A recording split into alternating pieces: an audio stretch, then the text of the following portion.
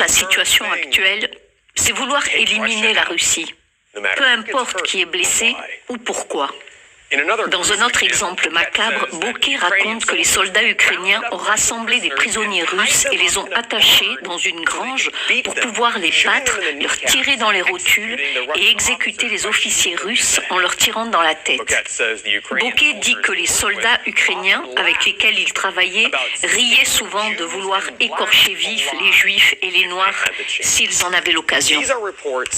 Ce sont des rapports du conflit.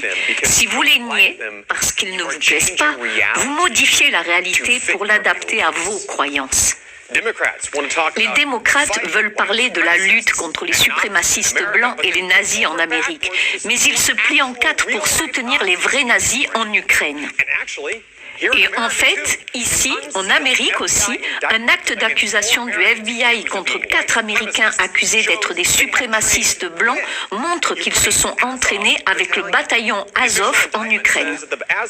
L'acte d'accusation officiel indique que le bataillon Azov aurait formé et radicalisé des organisations américaines de suprématie blanche.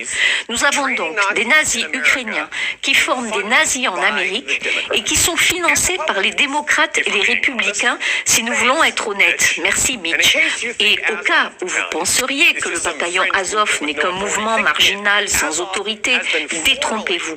Azov a été formellement incorporé dans l'armée ukrainienne. Ces nazis font officiellement partie de l'armée ukrainienne et maintenant ils travaillent et s'entraînent avec l'OTAN et viennent de recevoir un bon gros chèque de 40 milliards de dollars de la part des criminels de Washington. Bien sûr, pour avoir souligné tout cela, nous sommes évidemment des propagandistes anti-américains et pro-russes qui aiment Poutine et veulent voir des innocents mourir.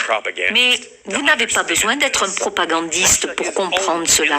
La Russie n'est dans cette guerre que parce que l'OTAN a déployé des quantités massives d'armes de pointe et de machines de guerre